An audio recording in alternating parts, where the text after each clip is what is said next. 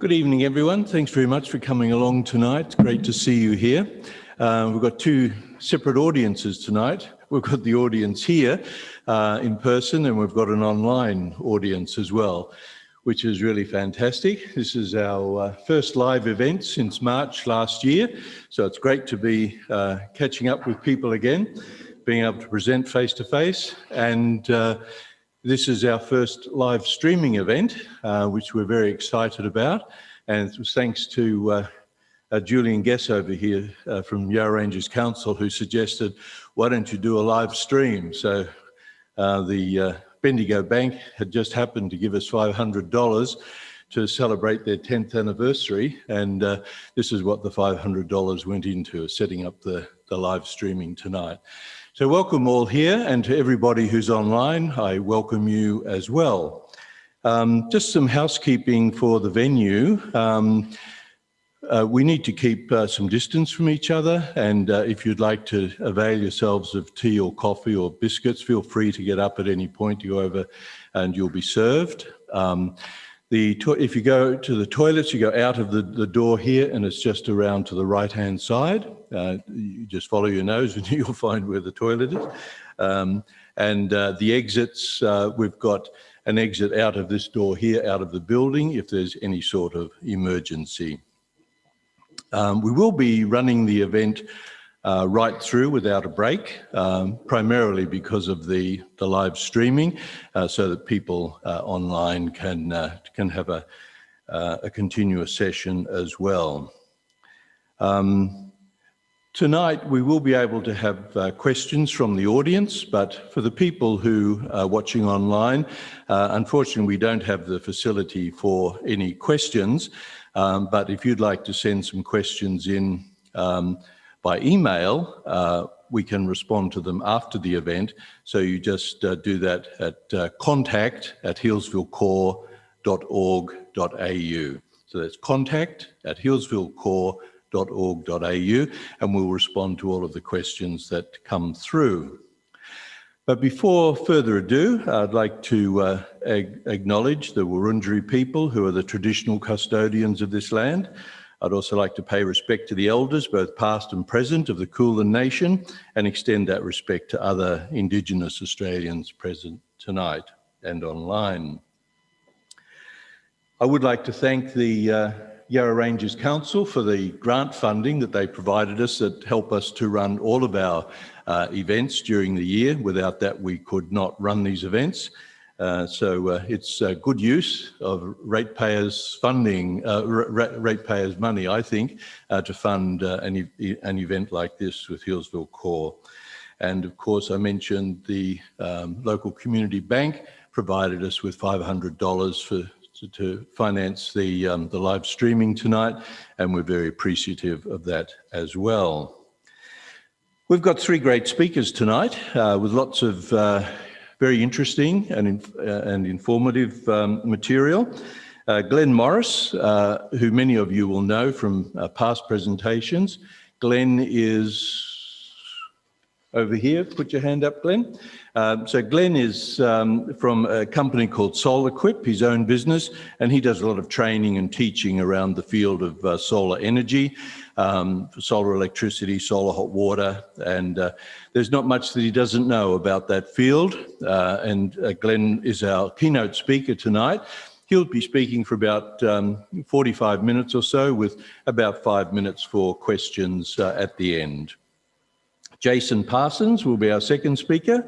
Jason's from Reclaim Energy, the company that Healesville CoRE is working with to provide heat pumps for the Healesville community. And Jason is the National Business Development Manager with Reclaim Energy. So welcome, Jason. Great to have you here. This is your first event with Healesville CoRE, and it's really lovely to have you here tonight. And the inimitable Julian Guess, Yarra Ranges Council Sustainability Team. You all know Julian, or most of you will. Julian's been working with us right from the very beginning before Healesville CoRE really got underway, when it was just an idea in my head.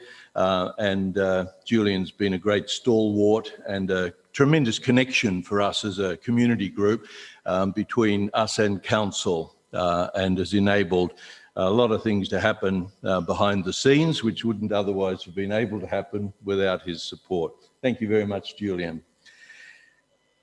So the timing tonight, I'm only going to talk for about 10 minutes now, and I've only got a couple of minutes left. And then Glen will speak, followed by Jason, followed by Julian, and I will come in at the end just to round off. Healesville CoRE, for those of you who don't know, is a local community group focused on trying to transition Healesville to renewable energy over a period of 10 years, and we're working very hard at that. Community groups are growing around Australia, community energy groups. There's over 100 now around Australia, all focused on getting the communities that they're involved with into an active involvement with the electricity supply through renewable energy. We've been running a lot of events over the past few years.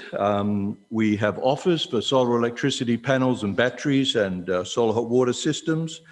We have we are starting up this year a home energy efficiency advisory service, and we've put in a grant application for a microgrid for the east end of Healesville, and we're looking forward to seeing if we'll be a beneficiary of that grant in April or May this year. It's a $50.4 million parcel of funding that's being distributed all around Australia, so we put our hand up for a share of that as well. You may have seen from our newsletters that came out recently that Dr. Helen Haynes from up in northeastern Victoria, the independent MP, has just presented to the federal parliament her bill, the Australian Local Power Agency Bill, which is about providing a legislative structure from within which community energy groups throughout Australia can be supported. And the idea of community energy is that we try to retain as much of the money that people are paying for their energy bills here in the communities rather than sending it out to power companies. The idea of that is that all of the communities can benefit rather than the money going to a lot of overseas companies. And recently, Scott Morrison, in his reply to Helen Haynes, spoke very positively about what he saw as being the benefits of community energy as well. So it'll be interesting to see what happens in the near future. I think this is the age of community energy, where we're going to be seeing a lot more of distributed energy around the country rather than it coming just from the centralised services. Is going to be distributed much more amongst various community groups throughout Australia, and I think this is a very exciting time for in the transition of energy in Australia. But without further ado, I'll finish up there, and I'd like to invite Glen Morris to come over and take the microphone, and I'd like you to give Glen a very warm welcome.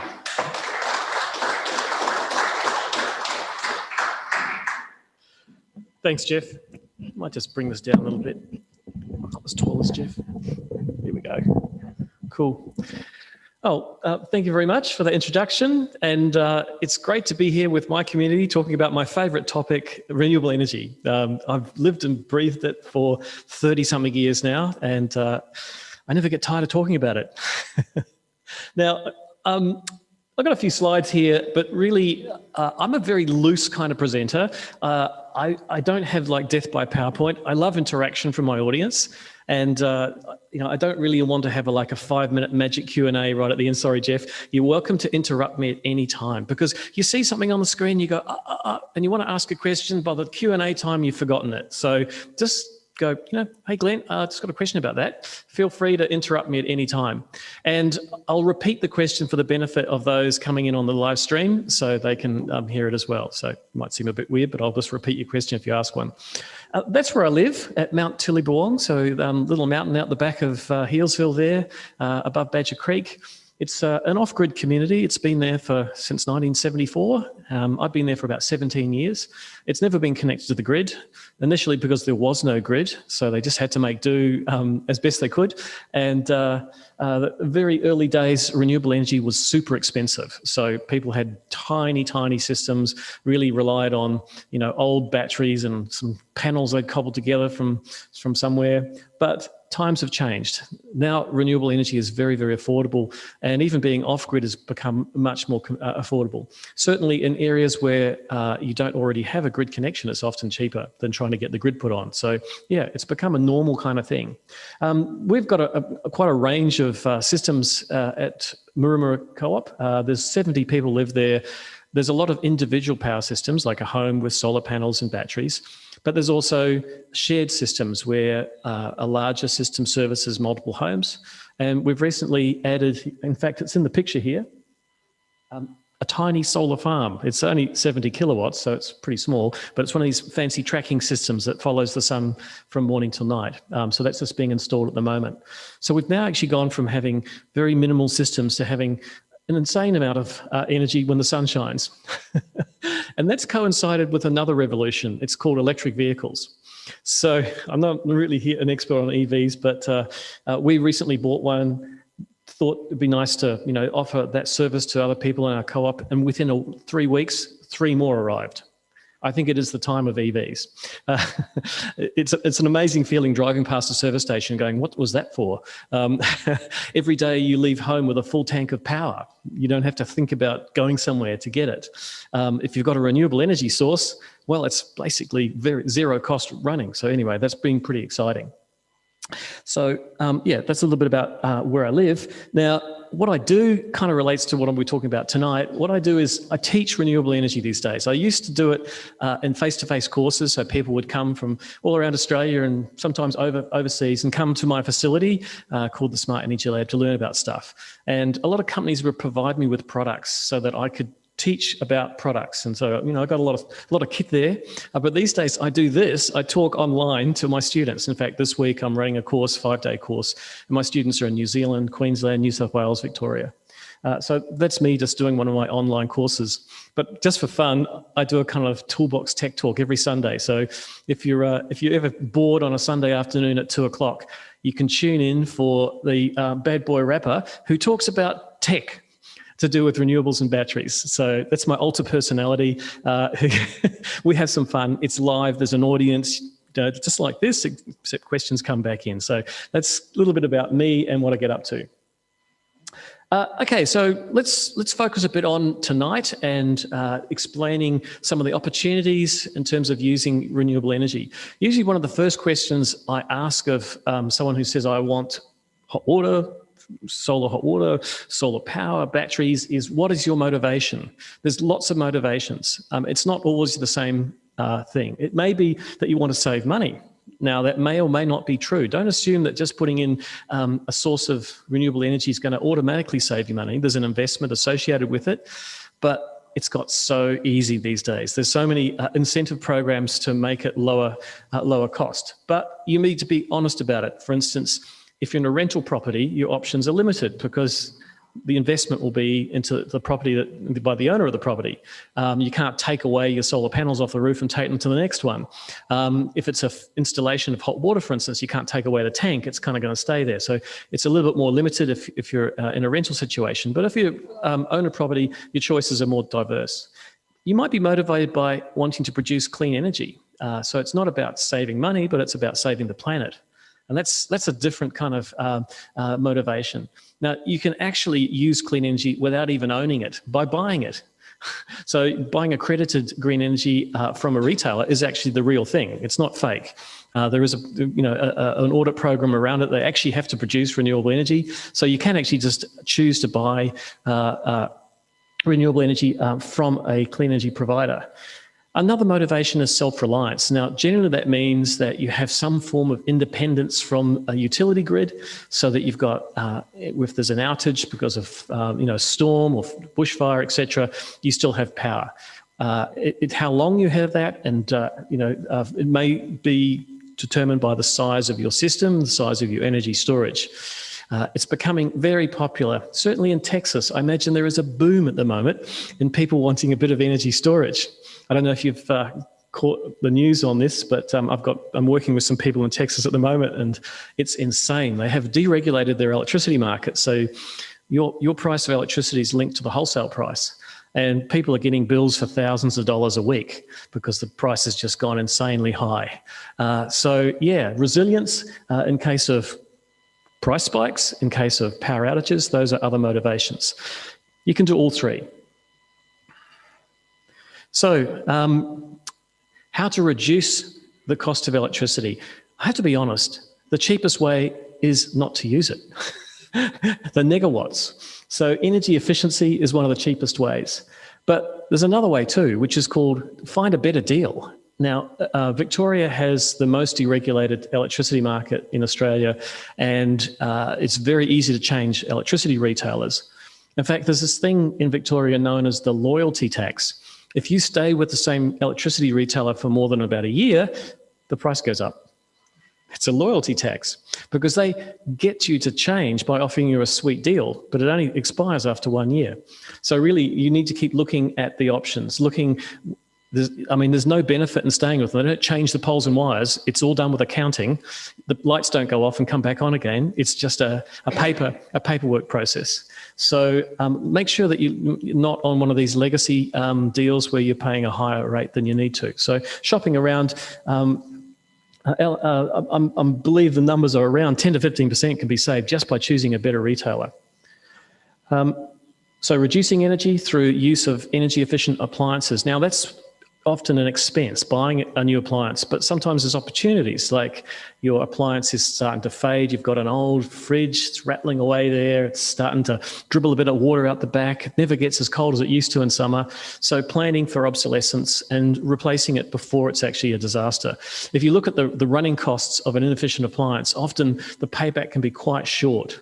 So looking for a better appliance with a higher star rating. Now those star ratings you see on products aren't a scam. They are, through the Mandatory Energy Performance Scheme, a regulated process to ensure that there is a measured efficiency benefit. So more stars is better, but also smaller is better. So smaller energy consumption. So for instance, a fridge, you might look at a small fridge that's 3 stars. It's not necessarily a smaller user than a large fridge that's 5 stars. Sorry, other way around, because it relates to the size of the product as well. So you have to read the label a bit carefully. It tells you the kilowatt hour consumption inside that little crest. And that's really the number that matters, the kilowatt hours per year that the appliance uses. It's very easy to look these up. There's a government database called energyrating.gov.au. There's even an app you can get on your phone to look for more efficient appliances. So you can sort by star rating, by, if you're talking about a fridge, for instance, by volume, by configuration, and come up with some of the best options. Now, I'm moving down here because more complicated options, or more investment too, which is buying something. Now, installing solar PV, solar hot water or heat pumps is a product that you're investing in that's going to save you money. So there'll be a return on that investment in terms of how long it takes to pay for itself. Those numbers keep coming down in terms of time because of the cost of the product, what it's competing against, so price of electricity going up, and also incentives from both federal and state governments. We really are in probably one of the best places, being in Victoria, because we can access federal rebates. We can also access Solar Victoria rebates as well for all sorts of things, and I'll run those past you in a second. I put down the bottom there, by the way, install battery storage. Even though I spend a lot of time talking about battery storage, I still think we're not quite there in terms of it being a financially sensible choice if your only motivation is to save money. We'll get there, but we're not quite there yet, I don't think. If you look at the warranty on a battery system, it might be 10 years. Typically, it's 10 years. It may not have paid for itself over that warranty period. Also, unlike a solar panel, a battery doesn't generate any clean energy. It only stores it. So it's not a generator of renewables. It's a storage and shifter of when you can use it. Now, I like to compare, this is a little pass to Jason a hot water tank with a battery. People get very excited by batteries because they're new and shiny and they have fancy names. You know, brands like Tesla are so well known, and they kind of get too excited by the product. But when you think about what it does, it stores energy. Now, many of you will already have a device sitting on the side of your house that stores energy. It's called a hot water service. And hot water for most domestic users is the predominant or the majority of your energy use is heating water.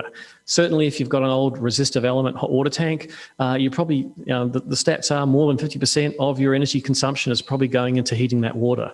So it's a low-hanging fruit for improving efficiency, but also you can think of it like a battery because you can put energy into it by diverting renewables at the right time.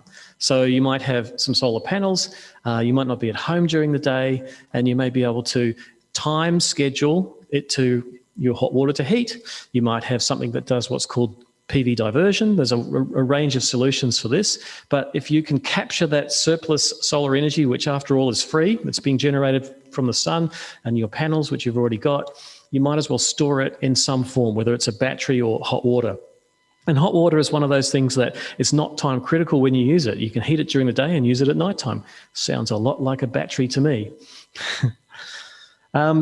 Yeah, so if you were to consider a comparison on size, you know, a battery of a similar storage capacity to a hot water system might cost you $5,000 to $10,000. Now that's quite a expensive hot water service. So you know you're actually finding it's a cheaper battery just putting a hot water tank in.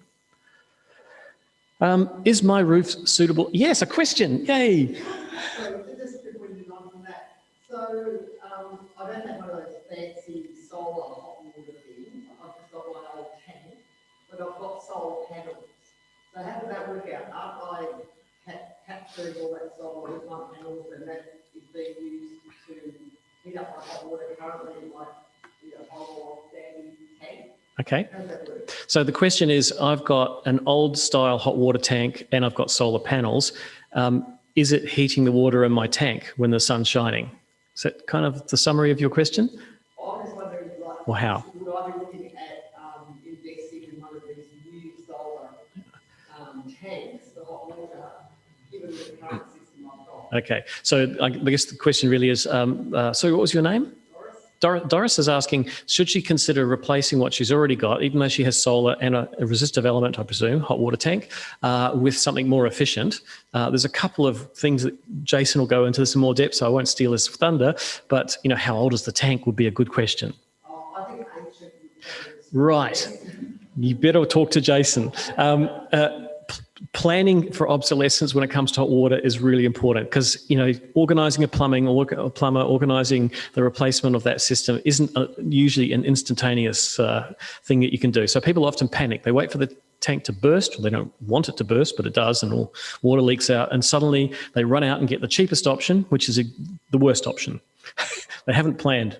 So it's probably a good thing to think about replacing that now. But if you have a relatively, you know, new tank, let's say it's 5 years old and it hasn't, you know, if you're really good, replacing the sacrificial anode inside it is a good idea, but no one ever does it. Have you met someone who's done it?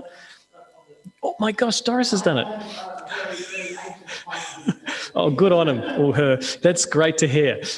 Yep. So replacing the sacrificial anode, which is usually in the top, there's a little thing you unscrew and pull it out and pop it in. It's a job for the plumber because it's under pressure. But the idea is it corrodes instead of your tank. So it can extend the life. But let's go back to your question, which is you have solar panels. Do you know how many watts of solar panels? 4.2 kilowatts. Okay. Now, one of the problems with a resistive element hot water tank is it's actually a very big element. Typically, it's 3.6 kilowatts, sometimes even bigger, but mostly 2.4 to 3.6 kilowatts. That means when it turns on, unless it's a really sunny day in the middle of the day, you'll still bring in some energy from the grid. Because even though you've got 4.2 kilowatts of solar panels on the roof, they don't put out that much after they go through the losses in the inverter and the fact they lose a little bit of power due to heat. So your 4.2 kilowatt system's probably putting out 3 point something, and that's only in the peak of the day. So if your hot water service is on a timer and it comes on at 10 and goes off at 5, chances are you'll still be using grid power. Whereas something that has a smaller demand, a more efficient appliance, and this is where heat pumps come along because they're actually small demand. What would be a number you'd use, Jason? 900 watts, or 0.9 of a kilowatt. Chances are by like 10 o'clock in the morning, your system's producing 900 watts. So you're not going to be drawing in grid power. So having a smaller energy demand is a big plus when you've got a water heating system and solar. Thank you, Doris.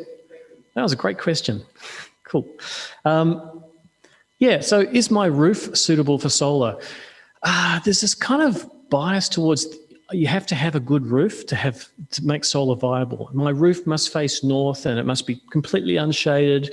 My roof must be at exactly 30 degrees. All these kind of things people think is important, but actually all parts of your roof can produce energy. They just vary. This is a heat map of a roof, darker colours, hotter, more production. But I've actually put some numbers there in terms of energy production on a daily basis, or energy from the sun on a daily basis for a home in Melbourne. Now, a north-facing roof will definitely give you the most kilowatt hours of production, no doubt, if it's unshaded.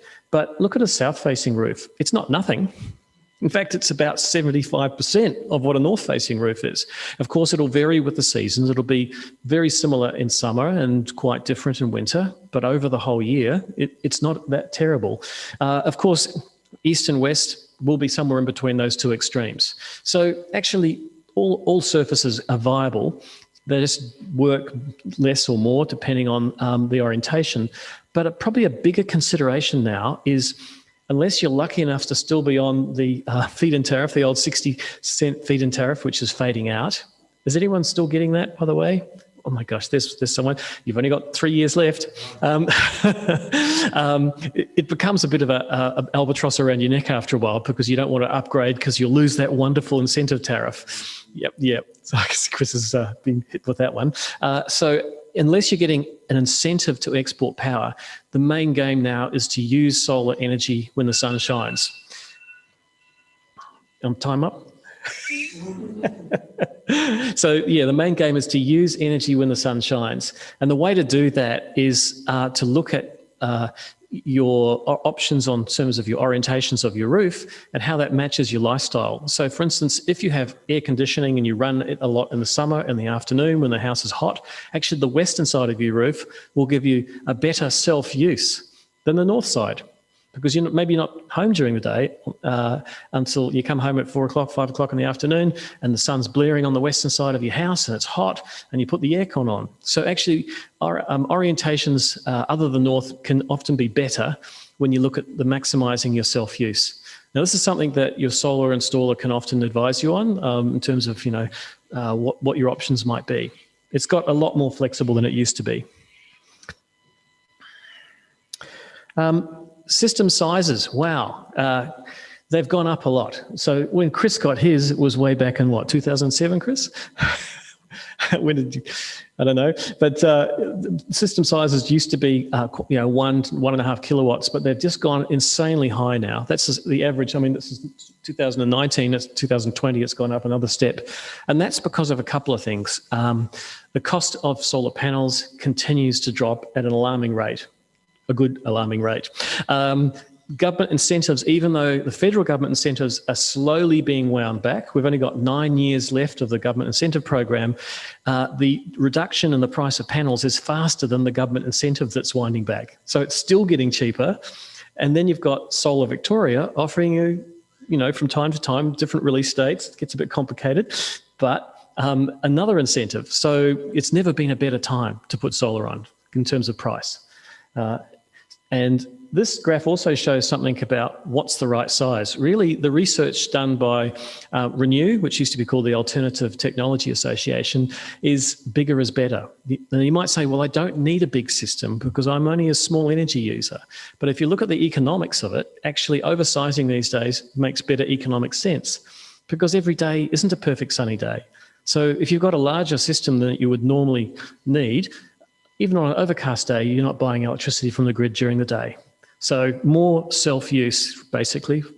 And also because the incentive program is only on the solar panels, adding more solar panels doesn't necessarily increase the cost much. The labour and the balance of system, the inverter and the racking, don't extend in price much after you get to a certain size.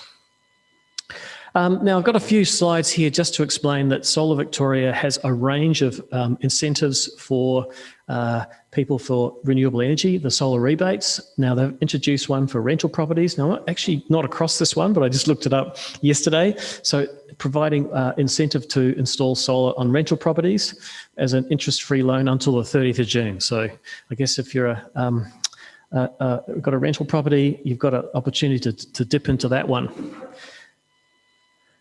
There's the solar battery rebate. Now, this is quite generous at $4,174. So it's quite a big one, but you have to meet some criteria, and there's some postcode allocations, and there's a certain number released each month. So Chris is nodding a lot. He's been trying to get in on it. Yes. So there has been some supply and demand issues with some of these programs. So if you're interested, you probably want to be hot on the day when it's offered to get your finger in there. There's the solar hot water rebate, which I'll let Jason talk about. No doubt he's going to cover that one. But there's $1,000 towards a solar hot water system. And by the way, solar hot water isn't just those old-fashioned flat panels on the roof, are they, Jason? No, you can use things that use energy from the sun in different ways. For instance, using air through a heat pump, which Jason will talk about, is actually solar energy. Even though you can't see any solar panels, it's actually using the heat in the air to make high-grade heat to heat water. So it's more than just solar panels on your roof. There's the photovoltaic, or PV for short, rebate program. And it's, once again, another interest-free loan. So they're starting to stack up. You can't get multiples of these. There's some rules around which ones you can get. I think you've got to keep reading the fine print. So it's a bit of a moving target. I think Jason will cover this. And there's the federal scheme. Now, the federal scheme's been going for a long time. Back in 2001, there was a white paper released on renewable energy, which started the ball rolling. In 2007, I think it was, on the 8th of May, there was a $8,000 rebate for putting in a 1 kilowatt system. I still remember that day because I was a solar installer back then, and I went from doing one system every, I don't know, 3 months or so to one system every couple of days. It just absolutely blew the market up. I think there was only 500 installers in Australia then. I was one of them. It was a very small market. Now we've got thousands of them. So this program is based on a certificate scheme called Small Scale Technology Certificates. And those certificates are an upfront discount on the purchase price of a solar system. It's both for on-grid and off-grid. Basically, up to a 100 kilowatt system, you're eligible for STCs, small scale technology certificates. The scheme's been running for a long time, as I said, but it's winding back to 2030. So it completely finishes in 2030. And the multiplier, which at the moment is 9 years, that means you're claiming 9 years of advanced production on your system, will be 8 years on the 1st of January next year, and then 7 years the year after that, etc. So it's slowly winding out, which is quite good for a government program, not to just like start and then stop. It's fading away gracefully. So at the moment, on a 6.6 kilowatt system in Victoria, you're going to generate around, depends on the certificate price, but it's around $36 at the moment, $2,500 of certificates. Now, you don't have to worry about that. Your retailer will deal with it. They basically take that as an upfront discount, so you don't have to do the trading. But if you really want to, you can. You can register those certificates and trade them yourself. But yeah, it's a bit complicated. This is a copy of a dummy bill. It was on a website, so it's not a real one, but it's basically showing you some of the important numbers that you need to consider when understanding what your energy use is. I mean, some people don't really do anything but look at the dollar figure and pay it. But understanding how you fit in terms of energy consumption and how it varies. So there's some numbers on here, such as your total kilowatt hour use, and also your daily, your average daily, how much is off peak, how much is peak, and how much is shoulder. Now, if you haven't heard those terms, Victoria has a variable pricing scheme that most retailers offer now, so that there are different prices for electricity at different times of the day. This actually reflects the wholesale prices to some extent. So when demand is high, price electricity is a little bit more expensive. And also they have like weekend rates too. So you might see one called off-peak. Now that's generally either a timed off-peak, a certain time of the day, but it could be, if you've still got a really old system, there's not many probably out there, with what they call an off-peak supply. You've got a separate little meter that's just off-peak hot water, and it only runs at certain times of the day. Often those clocks drift and they run whenever they feel like it, but yeah, they're fading those out. All right, let's talk a little bit about the equipment in terms of solar. This is more my specialty, is solar inverters and solar battery systems. An inverter, a box on the wall, is the thing that does the magic. It converts DC power from your panels to AC power to supply your home first, and then the surplus will flow back to the grid. They come in a range of sizes and colours, but they've become a very generic product, if you ask me. The quality of them was pretty variable 10 years ago. There was a lot of rubbish on the market, but what we've seen is a bit of a shakeout in terms of quality. And so, you know, really it's not like a lot of duds are out there anymore, but there's a very popular brand. I'm not endorsing any particular brand, but that's a very popular one at the moment.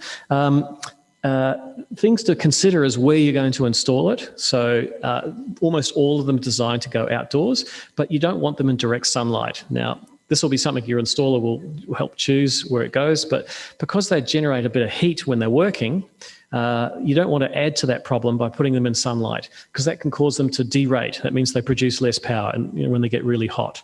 Also, the screen, if it has one, might just fade from UV, so you might not be able to read the numbers. If those screens are becoming a bit of a yesterday thing now. A lot of inverters just rely on your phone, so they have a Bluetooth or wireless LAN connection, and you use your phone to monitor them. They do need some ventilation because they aren't perfectly efficient. So, you know, typically about 3 or 4% of heat is produced for all the power that they make. So they need to be in a well-ventilated area, so outdoors is ideal. And there are some alarms that they can raise, so it's a good idea to put them somewhere that you occasionally would look at it. So, you know, not down the back corner of the fence where you've got to climb over all the rubbish bins to go and have a look. It might have a little alarm light saying fault. Now, it might be a safety issue, or it might be it's just not producing any energy. So you've got this box on the wall doing nothing and you didn't even know it. Often the first time people realise that is when they get their next bill and it's just gone up. Whoa, what happened? Why is the price gone? Oh, the inverter's not working. So, yeah, it's worth having them in a location that you can check them from time to time. Yes? We've got a big business. We've got 40 container and 3 freezers. We've got a system in there which is off by Healesville. And we send a message if the temperature goes down below the assigned point, which is in progress. So worry, a message comes up on the phone, a message comes up on iPad, tells them straight away. So can you get something like that hooked up to one of those? Okay, so just to answer or to reiterate your question for those on the live stream, you've got a cool container which has a temperature alarm that communicates with your phone. You're wondering if inverters have something similar. Many do. The app often will give you those alarms, or an email will be sent to you. So yeah, it's a pretty common thing now to have interaction through the customer's wireless home network. There's even some which actually have a SIM card now. So SIM cards are becoming a thing. So they directly communicate that there's a fault. Yep. It's actually a requirement they have some means of communicating it, whether it's visual, audible, or SMS or email or fax. It's in the standards. You can have a fax. It's better turn my fax machine on in case an alarm comes in. But thank you for the question. Okay. Now, the word inverter, you'll see it everywhere. You'll see this box on the wall that makes cool air or warm air called an inverter. Well, actually, it's an air conditioner.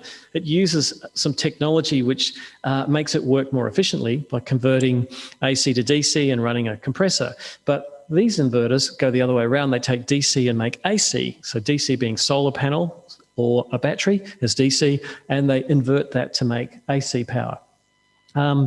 There's on-grid inverters and off-grid inverters. So the one on the left is an off-grid inverter. It's just got batteries connected to it. There are no solar panels connected to it. The one on the right is a solar inverter. It doesn't have batteries connected to it. But you can even get ones which do both. These are hybrid inverters. That means you can have a battery and solar panels connected to them. So in one box, you've got both functionalities. These are becoming more popular with the advent of batteries, but also battery-ready systems. Now, that's another thing to consider. Often a hybrid inverter is almost the same price as just a solar inverter, certainly the residential ones. And, you know, being able to add batteries at a later stage might be a consideration. So often just for a few $100s more, you're getting the capability of adding batteries to that system. So hybrid.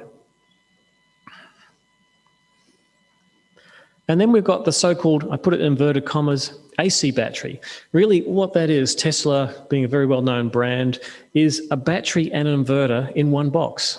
So there's not two boxes, there's not a battery box and an inverter box. It's all in the one package. So the connections are only AC. Hence it's sometimes referred to as an AC battery. The advantages of something like this is, and it's not the only one on the market, by the way, but it's just the most popular brand or well-known brand, is that it can be very easily added to any existing solar system. You don't have to have a special solar inverter. If you've got solar, you can add a battery by what they call AC coupling. So that's one of the appeals of AC batteries. Yes, Walter? What is this AC battery? Does that mean input that to AC, which means the solar panel goes to another inverter to use the battery? So Walter's question is, being an AC battery, does it mean the solar energy has to come through the AC network? Yes, which means you need another inverter that has solar panels connected to it that makes AC power. So you end up with two products. You'll have a solar inverter and an AC coupled battery. Yeah. So like I said, it's ideal for retrofit, but it can be part of a new installation. In fact, Tesla have just released their own solar inverters recently too. So they do solar inverters and AC batteries. Yes. Physical location, though. You talk about shade and ventilation, but does it have to be close to where the solar panels are, or say the electricity meter? So the question is location. Does the battery system or the inverters need to be close to the electricity meter or switchboard? No. So actually one of the nice things about electricity is it's easy to transmit it over fairly long distances if you size the cables appropriately. So, you know, within a residential installation, basically anywhere on your home, you could put it. The distance isn't a big problem. But there is a consideration when it comes to batteries. Now, this could be a bit beyond the scope of tonight, but there's new regulations around where you can install battery systems, like not under a window, not in a habitable room. If there is a habitable room behind, you have to have what they call a fire barrier, basically some cement sheeting behind it. So there's some extra regulations about where you can put a battery system. You can probably put it in a garage, but if there's a habitable room on the other side of the wall, you still need to have that fire barrier. So it's really tried to make battery systems as safe as possible since they're a relatively new technology. I mentioned earlier on that almost any roof is probably suitable for solar, but some more so than others. But if you have quite a bit of shading issues on your roof, there are some products that can help with that. Now, there's two ways you can go. One is what they call solar DC optimizers. That means each panel has a little box that goes on the back that moderates the power coming out of that box. So it contributes as best it can to the connection of series connection of all the other panels in the system.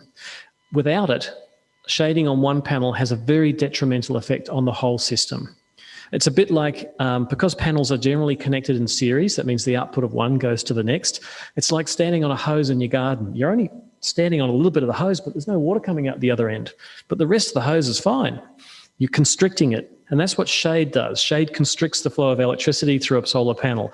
So these devices help moderate that. They actually provide some sort of sideways maneuvers.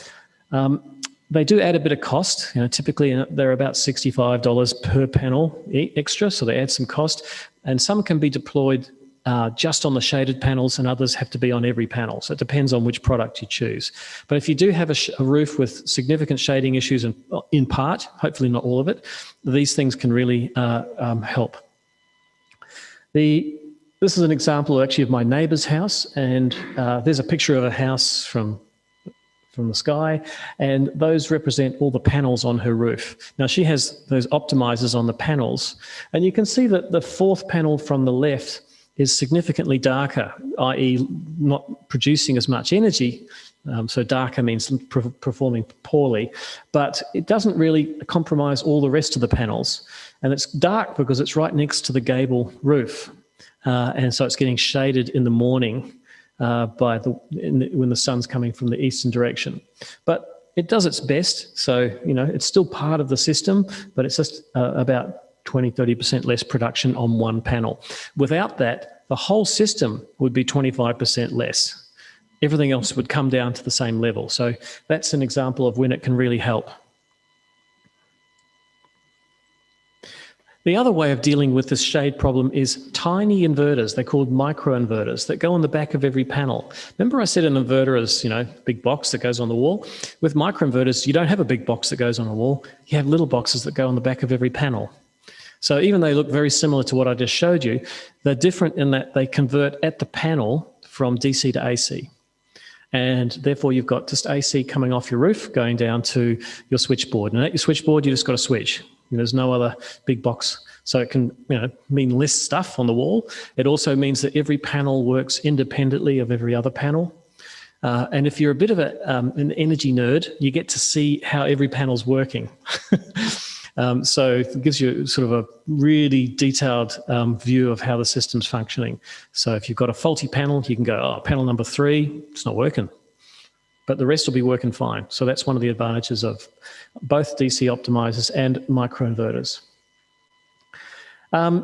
Batteries, as I said before, they store energy for later use. They can help shift surplus solar production, which otherwise would be spilled to the grid.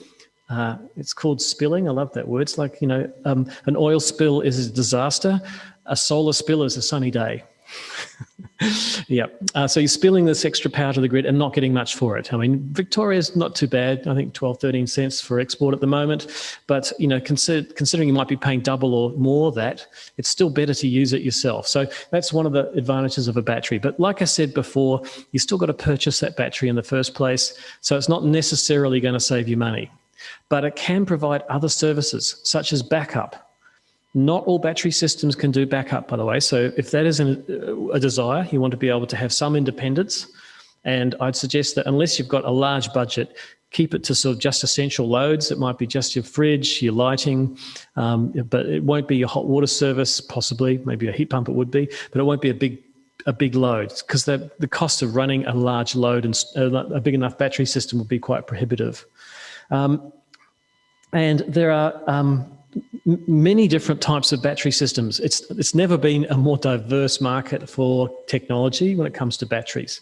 At the lab, I think I've got about 6 or 7 different types of chemistries. You know, you might have heard of lithium batteries and lead acid batteries, lead acid being the old technology, but it's still around and it still works. In fact, it's the most recycled product on the planet by weight. Lead's very easy to recycle.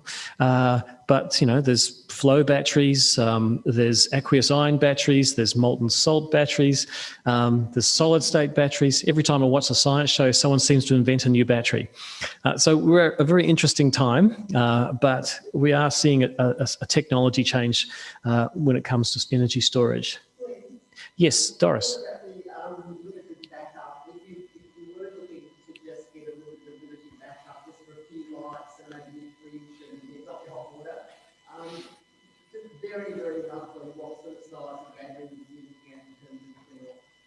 Okay, so when someone, I'll just answer the question for the live stream.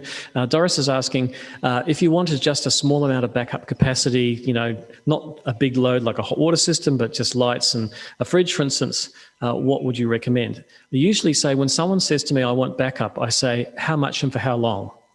Those are 2 things. The how much is the power rating of those appliances, and the how long is how big a battery system do you need to store enough energy to supply those appliances. So really, this is a little bit of a technical discussion with your installer, but if you know what you want, I want my fridge to stay on, I want my lights to stay on, they can then work out what the demand is. So, it won't be very big possibly unless you've got inefficient lighting. But how long? I mean, how long do you want your backup to be for? Well, we're pretty lucky here in Healesville. Generally, our blackouts don't last longer than 2 hours. So Yeah. I guess I'm thinking, an evening, 5 to 6 hours. All right, so Doris is saying they don't last very long, the blackouts here. 5 to 6 hours might do her. So that would be the information that you would give to your installer to size that system appropriately.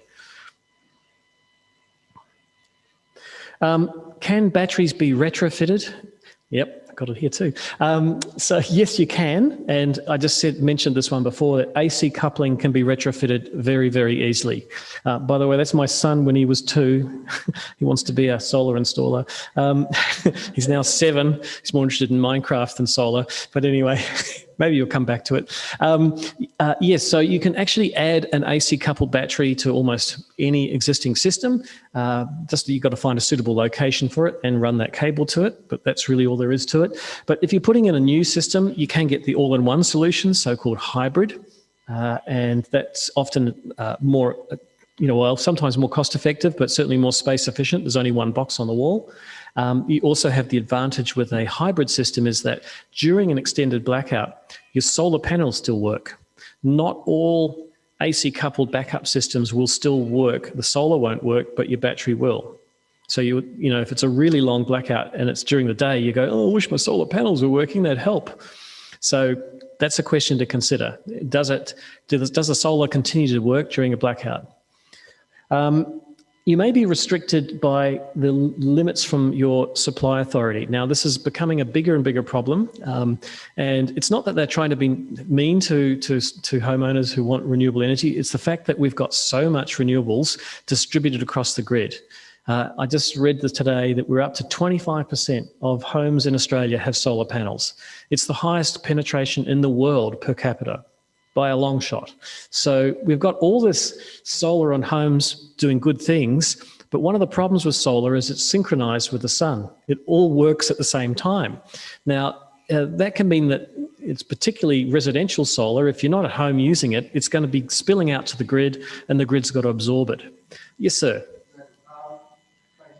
You were mentioning there are a few different types of batteries coming up with changing everyone, but is there any particular reason why you have to pick one or the other? What is the criteria that you think about? Okay, sorry, what was your name, sir? My name is Rinaldi. Rinaldi. So Rinaldi's question is, I mentioned that there's some different types of battery technologies, and what are the choices that you would make? Well, why would you choose one technology from another? Ooh, that's a big question. It might be things like recyclability. Like I mentioned, lead acid batteries actually, even though they're old tech, are very easy to recycle. It might be cost. It might be weight or space. So some modern batteries, so take for instance, lithium-ion batteries are quite energy dense. They don't take up much room. So you might not have a lot of space to put one. So you want it to be energy dense.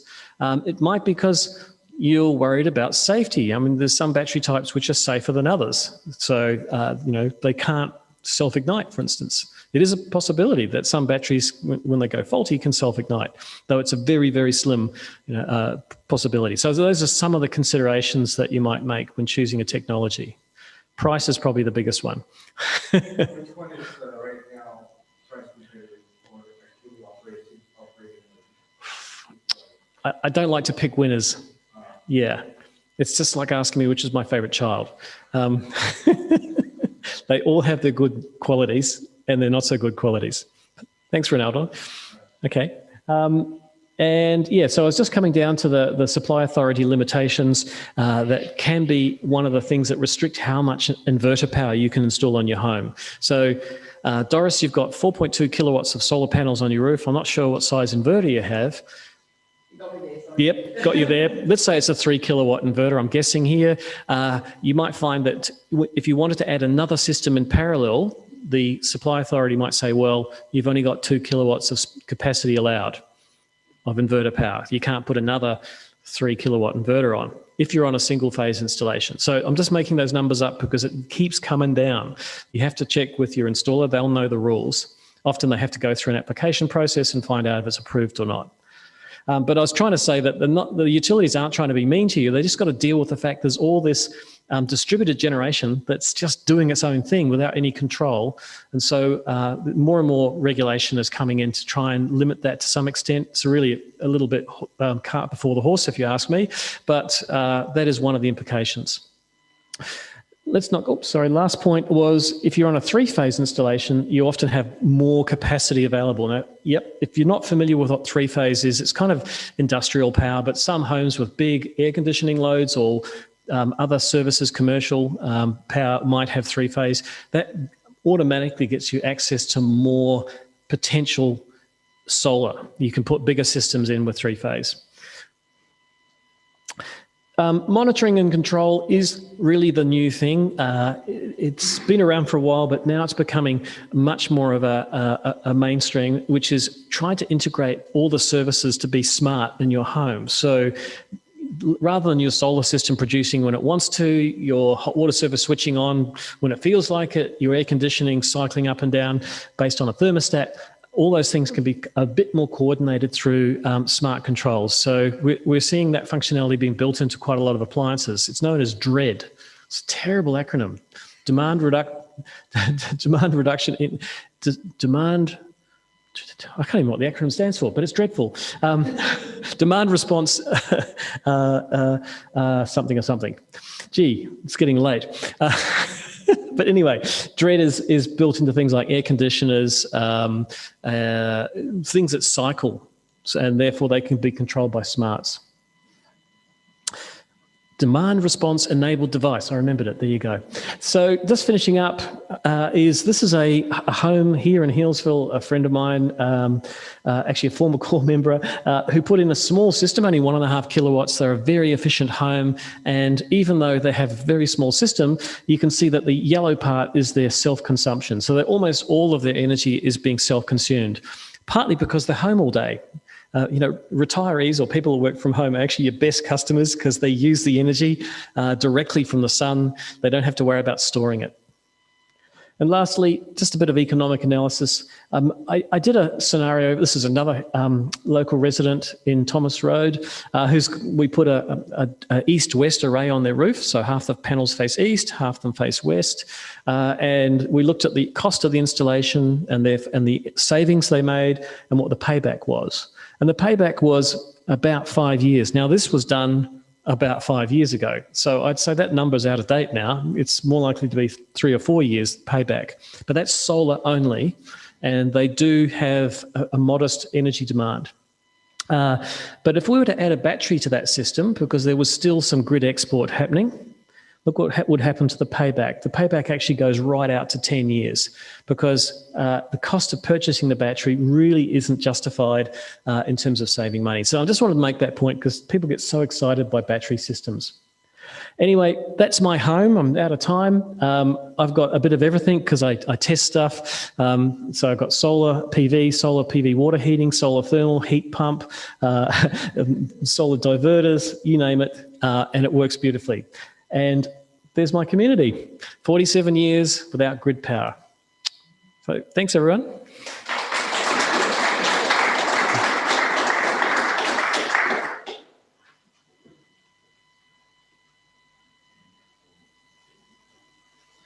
Thank you very much, Glenn. I think you'll agree it's a very interesting presentation with a lot of information for you to take away tonight. Excuse me.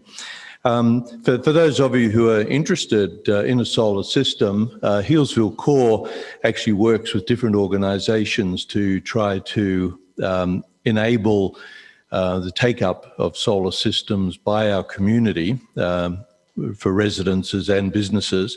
And at the moment, we're working with the Yarra Ranges Council.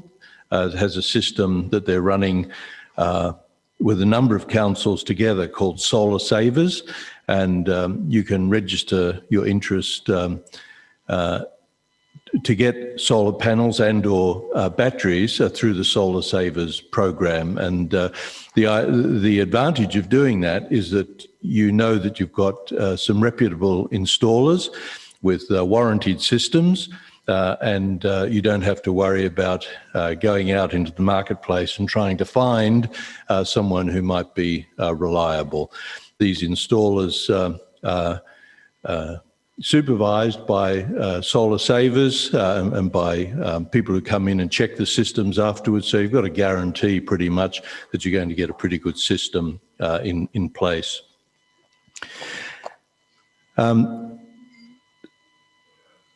I think it was about 8 years ago now, 9 years ago, that I put in a solar system on my rooftop, and at the same time I bit the bullet and decided to go for solar hot water as well. And essentially I don't have a power bill. I do earn some money from the export of solar in the hot months of the year, and that goes to balance the expenditure in the colder months of the year. Now, that will change because the feed-in tariff is going down all the time. It's only about 11.5 cents. I think I'm getting about 13 cents from my retailer at the moment. But I think it's just in the last day or two been reduced again. And that's further argument for what Glenn was saying earlier about using as much energy as you possibly can in your own place and putting in something like a heat pump for your hot water enables you to be able to utilise that energy during the day. Okay, so we've come to the time now to hear more about heat pumps, and I'd like to hand you over to Jason Parsons. Jason, if you'd like to come to the microphone, we'll give Jason a warm welcome.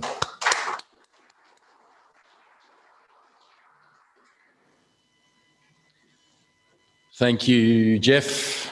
Glenn, got to say, what a great presentation. I always learn something every time, and there's a few little things even that I've learnt tonight. So everyone, importantly, please feel free, Jeff, much to your disgust, there is a little bit of technical information in here tonight. So anyone who has any sort of question, please put your hand up.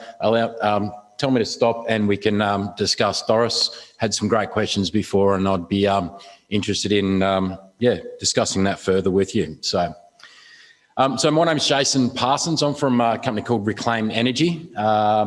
We've been around now for around 2 years. So we do what's called a CO2 heat pump, which is the refrigerant being CO2, which is a naturally occurring refrigerant in the atmosphere, and we can basically draw the ambient air, convert that into energy, and that's what we call air to water heating cycle. So there's a picture of the unit there on the screen, and for everyone that is streaming at the moment. So we've basically got what looks like an air conditioning split system, and we've got what we call a storage tank there too. So what we're going to talk about tonight is why a heat pump. Okay, everyone knows a heat pump. It can be called a few things like these things here. They're called heat pumps. We're a air-to-water heat pump as opposed to air-to-air. So that's basically hot water as opposed to air conditioning. How a heat pump works, why we use a CO2 refrigerant, a bit of an overview on our system being the Reclaim Energy CO2 system. Certainly some key advantages on why you would do this. Our smart controller features, which will be something you'll be interested in, Doris. Our range of hot water tanks. So we do different hot water tanks depending on where and what type of water quality you have in Healesville. I'm not sure if everyone, I actually live here myself as well, so we're lucky enough to have some of the best water quality in Australia. So it's really good water quality. So all of the range of tanks will sort of suit our water quality. Integration with solar analytics and PV.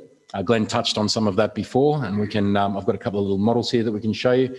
The rebates that are available, so the 3 versions, we've got what we call STC, VIC, and the Solar Victoria rebate. We've got a bit of a case study to share with you all tonight, so you can have a bit of a look and understand the advantages in buying a system, and we've got some installation pictures on how the systems look once they're installed. So why a Reclaim Energy heat pump? So pretty simple. It uses a lot less energy than a resistive element type water heater. We use, depending on the heating cycle around the 900 to 1100 watt mark. It is a clean, renewable source of energy as well. So as we can integrate our system, I suppose, with the likes of PV, for whoever's in the room, you're lucky enough to have solar on your house, we can actually utilise that energy that you'd otherwise be exporting to the grid, getting, what was it, Jeff, 13 cents a kilowatt, and using our system as a storage device. So instead of exporting that excess energy, I suppose, to the grid, we can use that and store that, and then we can release that later in the way of using showers, using baths when you want. High efficiency in what we call a COP, which is a coefficient performance. I'm not going to go too much into that. That's basically the amount of energy that goes into the unit as opposed to the energy that comes out, and I'll touch on that a little bit. The integration with PV, as I said, and Glenn touched on it before, we've got on our smart controller, which I'll talk to a little bit more, we've got some different options. So you can do your heating cycle whenever you want. So the system needs to basically do a daily heating cycle as per the Australian standard, and that can generally work quite well with a system, say 4.4 kilowatt. We would use, on a really sunny day, we would use maybe a quarter of that energy to do your full heating cycle for the day. And then when you get home at night, you'd have a tank full of hot water, have a nice hot shower. And importantly, we're eligible for all the national and state rebate programs such as STC, VEEC and Vic Solar, which I'll talk a little bit more about. So Jeff will love this. So the technical sort of side, anyone who's a bit of a tech head will understand that basically we're a reverse cycle air conditioner. So instead of, if anyone stood in front of a split siphon air conditioner, it blows out a tremendous amount of hot air. So we do the opposite. We blow out a heap of cold air. We're drawing that ambient air temperature in, putting it through the heat exchanger and converting that to energy in the water. So there's a bit of a rundown here on how that all sort of works with the expansion valve, the fan, all the bits and pieces there. Importantly, the refrigerant we use is an R744 refrigerant, which is a naturally found gas in the atmosphere. So anyone who knows some of those older style heat pumps or older style air conditioners that are really particularly nasty for the environment, we use a natural refrigerant. So which is as good about as good as what you can get in the market too. So yeah, in that obviously the global warming potential is nearly zero for our unit. So because of that gas, and generally any air conditioner will release its gas at some stage in its life, even though refrigeration mechanics and that do their best to capture that has to be released at some stage. With ours naturally occurs anyway. So even when it does release, it's not going to damage the environment. So it was a big thing in the 80s with the CFC revolution and all that sort of stuff. And there we've got the CO2 is one of the few natural refrigerants, which is neither flammable or toxic, which is important. So inexpensive, widely available, and does not affect the global environment as do many other refrigerants, as I said before. So, and there's obviously a net surplus of CO2. We're all trying to get rid of this stuff, aren't we? So we just turn it into heating. So there's a bit of a system overview, and we've got a system there installed. So we've got basically our storage tank on the right-hand side, and that's basically our energy storage device. We've got our CO2 compressor there. One thing with our particular units is they're incredibly quiet. So when they start up, they are whisper quiet, which is important. So because a lot of times these are outside bedroom areas and that we want to make sure that they're incredibly quiet. In Healesville, as I said, I live here, so we can have some frosty mornings, unlike a lot of the other sort of cheaper heat pumps in the market. Ours will work down to -10 degrees, which is well and truly enough to get down to the temperatures we have here in Healesville of the -3s, maybe a -4 and a really nasty frost. So then we've got our smart external controller. Importantly with that, we've got, there's another slide coming on this. That controller enables us to use the energy or store the energy when we want to, okay? So we can have it in 5 different modes. We can have thermistor mode, which is if you're a high demand user and you don't necessarily have PV on your house, once the tank temperature drops, the unit starts and it starts its heating cycle. And then once it's hot enough, it'll turn off. Option 2 and 3 are both off-peak cycles, so we can utilise some of that off-peak energy. Option 4 is our solar PV cycle. So we can, basically the unit will do its heating cycle between 10 a.m. and 4 p.m. Option 5 is fully customisable. Okay, so if we want to utilise that solar PV process, or that cycle, I suppose, from that 10 a.m. to 4 p.m, we can actually put another little sneaky cycle in the morning to make sure that you've got enough hot water for that morning. So if you demand, because the units won't start after 4 p.m, so if you had a couple of long showers, you had 3 or 4 showers. I know I've got 2 little kids at home and an extravagant wife that, you know, do like to have a fed in, can go at our hot water. You can actually add a second cycle there. So you can run it at, say, 5 a.m. till 7 a.m. in the morning and have enough hot water to have that shower in the morning. Importantly, we're eligible for the STC rebates. Now in Healesville, to give you guys a little bit of an idea on the value, STCs in what we are Zone 5 here is currently around about the $36, depending on the tank you get, would average out between $1,100 and $1,200 just for STC rebates. In addition to that, we've got another level of rebate called VEEC, which is Victorian Energy Efficiency Certificates. Currently, that is trading very, very similar to the STC rebates, so that they both run at around about the $1,100 to $1,200, depending on the system that you get. We do have 4 different size systems to suit different size families and different demand loads. So, and then we've also got the VIC solar rebate, which Glenn touched on before, which is basically $1,000 rebate for a solar hot water changeover from an electric resistive element system. Now that, as Glenn sort of touched on again, and he did such a good job and didn't steal too much of my thunder, you only get that once. Okay, so that rebate you get once, and whether or not you claim it on solar PV or whether you excuse me, whether or not you claim it on your solar hot water, you only get that once. So it is also means tested. So it's got to do with incomes, property values, all that sort of stuff too. Now, if that is of interest to you, we need to pre-register for that prior to the commitment of getting a new water heater. And importantly, the warranty. So we all want to get some return on our investment. Is 6 years on the heat pump, 10 years on the GL tanks, GL meaning glass line. So they are a steel tank with a glass line. 15 years on a stainless tank and 2 years on the controller, on the smart controller. So that's a bit of a system overview on how the system works there. We've got our compressor.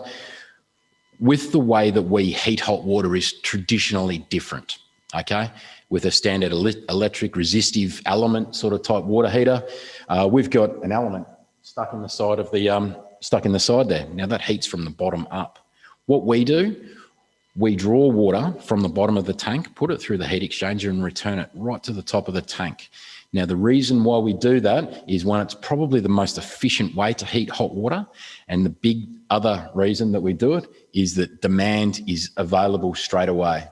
Okay, so anyone that's run out of hot water and has had to wait for the element to kick in and for the water heater to heat up, with our unit, when it's running, you'll have enough hot water for a shower after 20 minutes of the unit running. So they're incredibly good at recovering for a short sort of shower. If, for instance, you're in PV mode and you had all the family over and everyone wanted a shower all of a sudden, you can do what we call put the unit in boost mode, push one button, the unit will start, and after 20 minutes, you've got enough hot water to basically have another shower.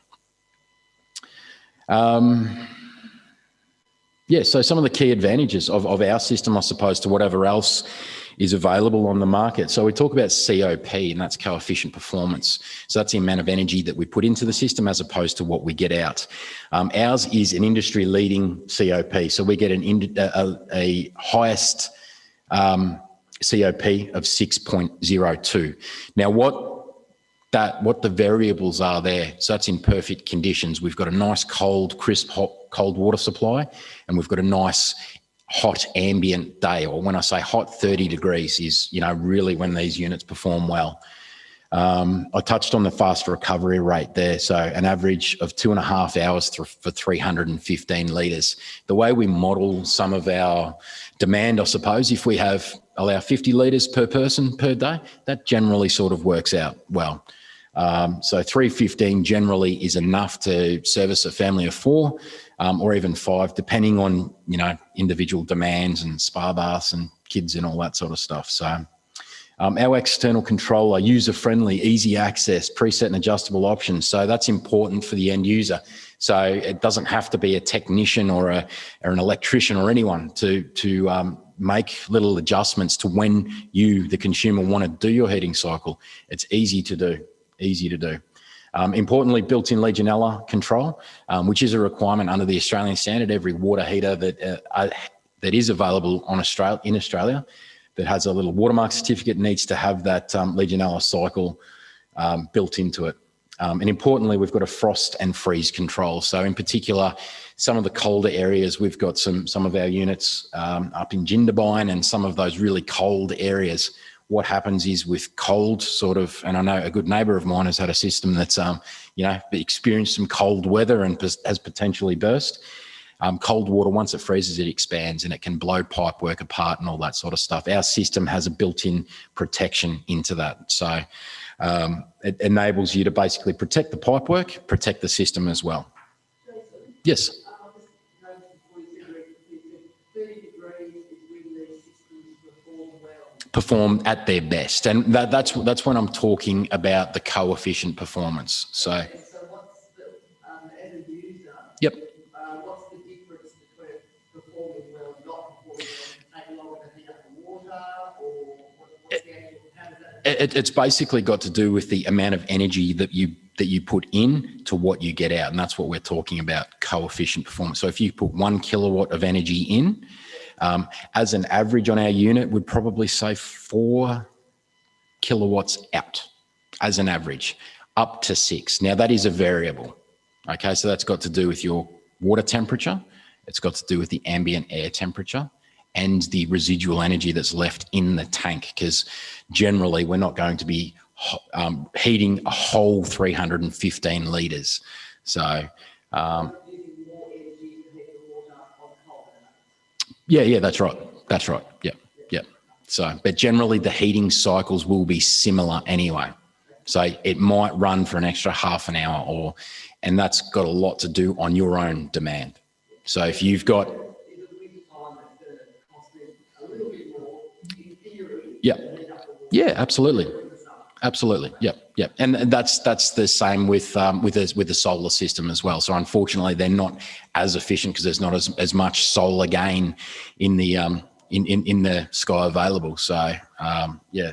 So that I've actually touched on some modelling here to give you an idea on how much energy that we use and how we store that energy, I suppose.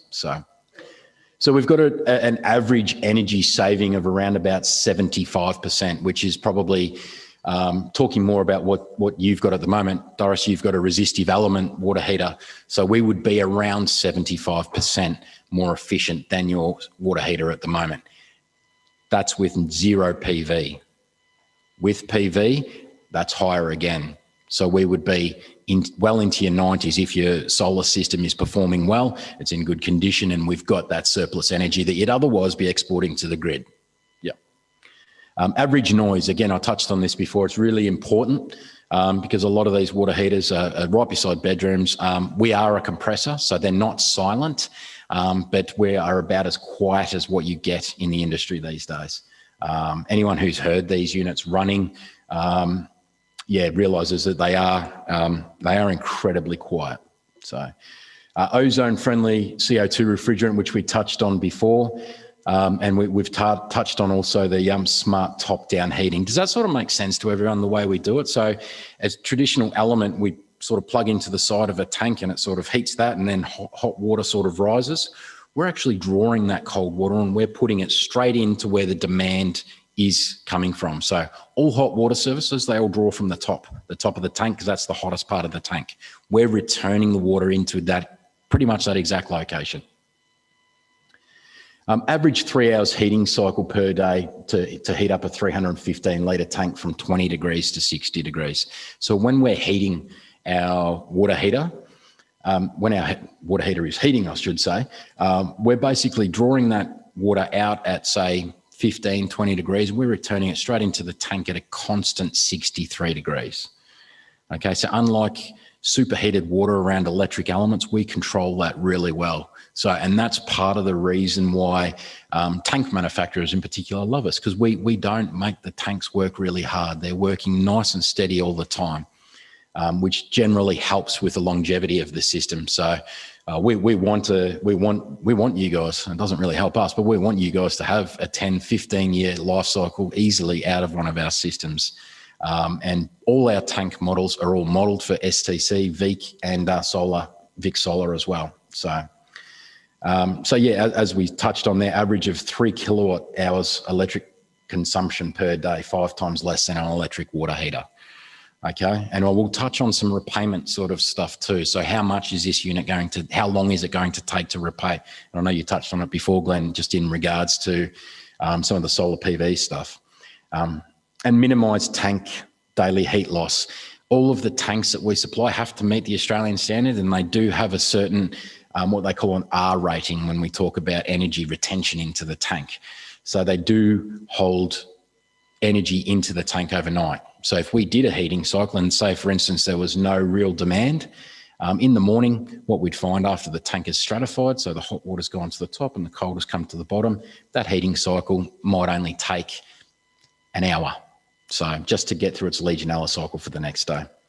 We've got an average running cost of around $360 AUD annually, so 5 times less than the electric heaters. So, and an estimated payback period of 2 to 3 years. With, again, I'll touch on this, this is without PV. If we have PV and we can utilise that energy that we'd otherwise be exporting to the grid, it would be quicker than that again. Of course.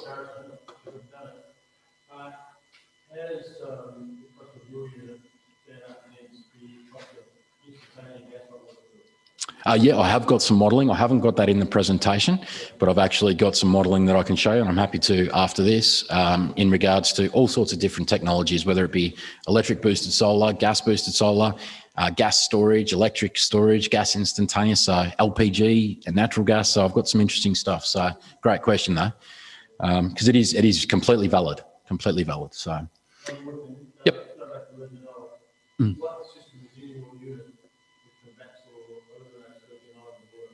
Heat. Yes. So we're constantly heating at 63 degrees, which is enough to basically kill that Legionella. So what we need to do, we need to basically do a complete cycle all that water through the system once a day, depending on the temperature or the residual energy that's left into that tank. So say if we've had very little demand, the system might only need to run for an hour or so just to basically get that. We actually measure the temperature at the bottom of the tank. So we'll actually, the system will stop when we get to 58 degrees at the bottom of the tank. So, but I can show you some of the stuff as well on how that sort of works. So our units come standard with what we call a smart controller. Now, what that does, it does quite a few things. One thing it does enable us to do, which is the critical part of this, is enables us to control when we're doing that heating cycle. Right, Doris, for you, PV cycle, yep, that'll work really well. So 10 till 4, depending on your demand, and that will generally be enough. So Alan, you probably go on option 1. So you've got basically an on-demand system, and we'd probably do a little bit of a smaller one for you. And yeah, so basically when the temperature drops, the compressor starts, pretty straightforward. So basically that enables us to have a number of different control measures in with our system. So yeah, so that's basically what it looks like. Built-in frost protection, Legionella control, error codes to help with problem solving, and waterproof casing. So this here looks a little bit technical, but that's basically the sizing of our tanks. So that's all the different lengths, widths, heights for all our different models of tanks. That's available on our website, so have a good look at that, and that'll help with some people that have got systems inside that they want to replace, you've got an old internal electric system. So that'll give you an idea on some of the space requirements there. Solar analytics, and as Glenn touched on before, so we can, and it's up to you. So some people, and I'm probably going to do it, I'm a bit of an energy nerd too, I'm going to have solar analytics on my house. So I can actually see my PV system, how much energy my heat pump is drawing. So I can just get a really good understanding and get the maximum out of that heating cycle. So with 2 little kids, it does annoy me when I get home. And, at the moment I've got a gas water heater and I'm about to change, and it annoys me when I hear the gas noise start up because I've got PV. So for me, it makes absolute perfect sense to have this. STCs and VEECs, so that gives you a bit of an idea. So in Healesville, we are zone 5. So we get the highest level of VEEC and STC available in the country. So STCs for a 315 litre in Healesville are 34 at roughly $36 each. So if you do the math there, it works out at $1,200 and something dollars. Doris? Because of our environment. Because, basically the way they do it, we've got different zones, and zone 5 is not actually shown here, but right in the middle here, right in the the alpine, the higher regions, that's what they call zone 5, which is just a little bit, higher again. So, and that's basically the way they do that. So with VEEC, depending on the postcodes, and obviously Healesville, we're 3777, so we can get anywhere from 29 to 31 VEECs, again, roughly at that $36 mark. So it is very, very attractive at the moment.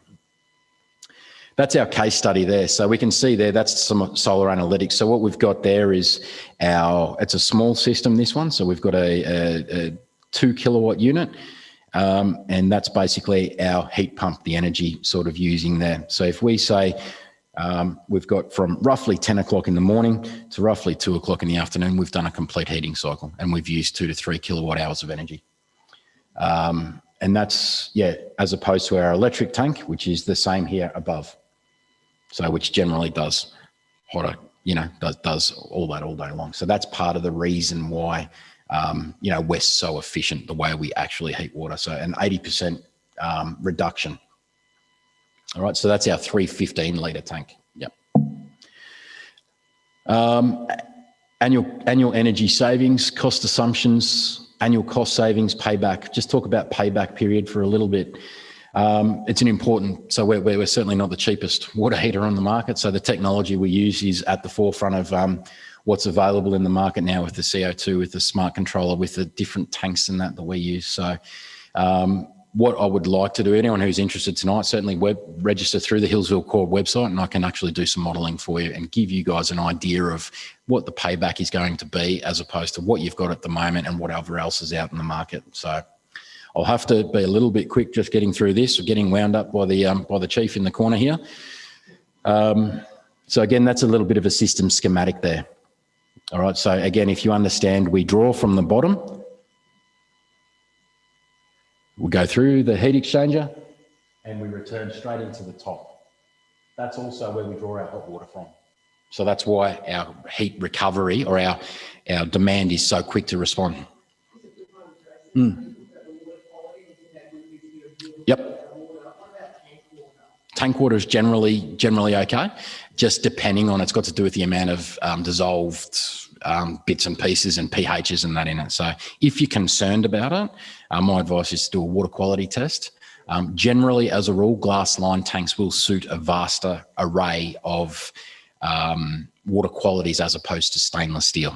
And I'm happy to talk to anyone about those two different systems about that. So that's basically our commissioning guide. So we've got a 3-step commissioning guide, which is very, very simple. Everyone goes, oh, heat pumps, they're tremendously technical. They're not. All we are is a standard electric water heater. Instead of a resistive element, we've got a compressor beside it. So they're very, very simple. They can, even with contractors and plumbers, they can get quite, worried about it. There's nothing to worry about. They're very, very simple. And there's some photos of some installs there too. So they can be nice and neat.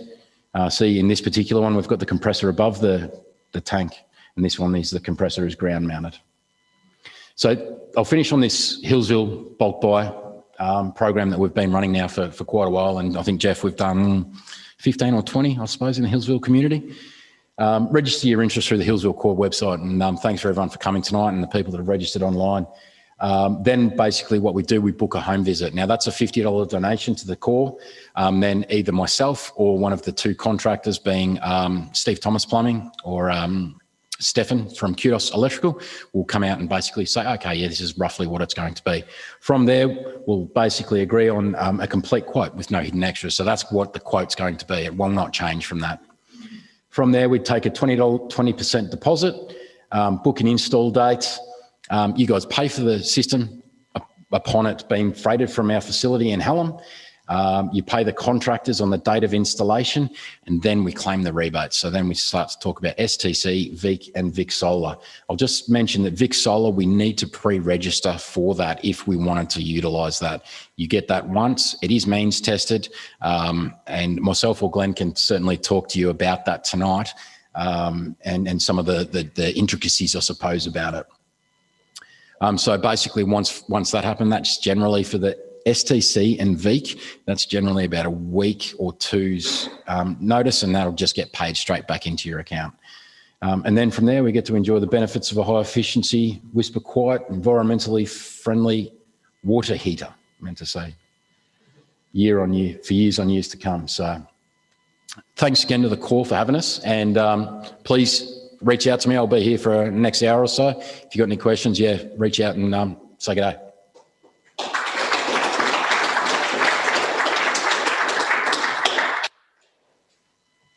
Thank you very much, Jason. Again, very interesting presentation.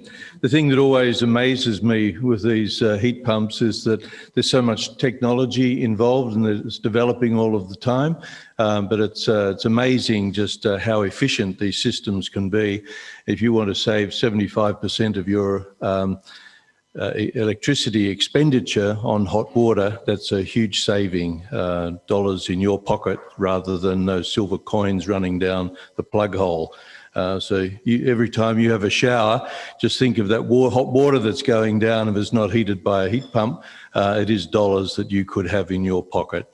And with a payback time of a couple of years, basically, it means it pays for itself in 2 or 3 years' time, sometimes less, as Jason said, and it's a good deal all around. So go onto the Healesville CoRE website. There's a two-step process. The first step is an expression of interest, and we'll then pass on your details to Jason. He'll have a conversation with you. If you decide you don't want to go ahead with it, that's fine. If you want to go ahead, there's another step, which is to book a home visit. You pay $50 to Healesville CoRE, and that helps us with the work that we're doing and our administration costs and so on. Then Jason, as he said, will come out, or the plumber will come out and give you a quote. But without any further ado, I'd like to introduce you now to Julian Guess from Yarra Ranges Council and from the sustainability team. And Julian is going to talk about all the latest developments that are occurring with Council and some very interesting things that could involve Healesville CoRE as well. Welcome, Julian. Thank you, Jeff, for the warm welcome. So this is what I plan to do this evening, is just talk about the climate plan that was endorsed by Council in August of last year, talk about the Solar Savers bulk buy that Jeff touched on earlier, talk about environmental upgrade finance, which is Council's scheme to help support businesses, and we've got a few flagship projects here in Healesville, and emergency relief and recovery centres, talk about them and what we're doing with some battery energy storage systems. Talk about the solar farm and an opportunity for community investment or community ownership in this proposed solar farm. So that's what I'm planning to cover today. As with our other two speakers, if you've got a question here in the audience, just stick up your hand and I'll attempt to answer them.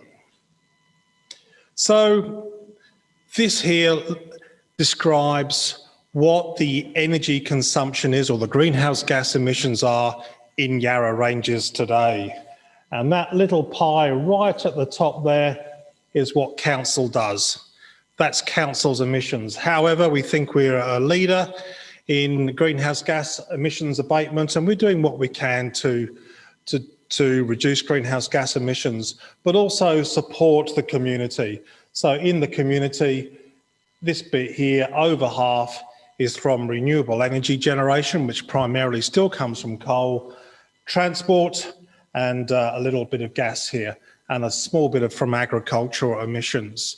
So while council's emissions are very, very small, we believe that we should get our house in order first before we start preaching to the community of what community can be done. And I think we have. Our greenhouse gas emissions have come down over the years. We've put rooftop solar on around 40 buildings. Over 1.1 megawatts of solar power is now being produced. And on those buildings, that accounts for about 25% of our energy use. So we developed the plan, the climate plan, over the last 12 months, 18 months, and we developed some guiding principles that were adopted by our councillors, and you can see those here. I'm not going to read them out to you, but that helped guide the plan and what we ended up with. So we came up with some targets. So these are council emission targets, so primarily getting to 100% renewable energy by 2030 and become a completely net zero by 2040, and that will be supporting state government targets as well. So that's what we intend to do. And how are we going to get there? Well, we have plans here for those 5 segments here. So the first one you can see is renewable energy. So that's carrying on with our programs with more rooftop solar, but also producing or constructing a solar farm eventually. And I'll talk about that a little bit later. We talked about electric vehicles earlier. We've got 2 electric vehicles in the council fleet. We've had them for a couple of years now, I think, and certainly we'll be working towards having council recharging stations and more council vehicles being renewable energy vehicles. And the plan is to transition council vehicles to 100% renewables in the next 10 years. Our sister group here, Yarra Glen Renewable Energy, or Yarra Glenergy, they're currently working on having a community EV charging station out the back of the Yarra Glen Memorial Hall. So look out for that one. And if you've got an EV car, Glenn, make sure you go over to Yarra Glen and use the charger. So some exciting stuff is happening here. But again, it's not just about council, it's about community. So how will we support community in the transition to either adapt or mitigate climate change? And there's a few things here. Talking about sustainable transport, for example, food security is a huge one. I know Doris is a big fan of food security, and food insecurity is a big issue for people in the community. More people, for example, have the ill effects of eating a poor diet, and how important that is to make sure we have secure food supply in the region we're producing here, and that's available to people, and the climate implementations of that. Something I'm pretty keen on is, I can't remember what box it is in now, but setting up the community resilience program where council is able to fund specific climate programs within council, and we aim to do that with the profits from the solar farm. So back to what we're currently doing. So Solar Savers is now on its, I think, 3rd year. We've helped over 100 households adopt solar. So solarsavers.org.au is the website you'll need to go to. There are a number of success factors that has enabled this program to be successful. Primarily, it's a council-backed scheme. We've gone through a tender process to make sure that the installer, which is currently Eco Energy, is able to adequately supply quality products, and it's a quality installation. So if you're not sure what solar installer to go to the Solar Savers website, and you can register interest on the website. And the important thing to do that is you tick the little box to say you heard about the program via Healesville CoRE, and a little bit of money ends up in the Healesville CoRE coffers by doing that. $25 if you do that. So when you get home tonight, just go onto the website and register your interest. There are some pensioner details, discounts. So it's around $400 or so, depending on the size of the system. So if you're a pension card holder, it's a nice way of getting a little discount. And there is a webinar planned for Wednesday, the 24th of March, that will be run by the installers Echo Energy, where you can get more details. So similarly, as we just heard from Jason about Reclaim Energy, you can hear from Echo Energy on their solar offering. And again, quality products are offered. Glenn had a picture of the Fronius inverter, which is one of the best inverters around, quality panels as well. And around 5% of the installations get audited as well. So that keeps the installers on their toes. So 1 in 20 installations get audited, and this is above and beyond the compulsory safety checks that the government organises. So we're going beyond what is normal to make sure those systems are safely installed, correctly installed, so you're getting maximum power from those installations.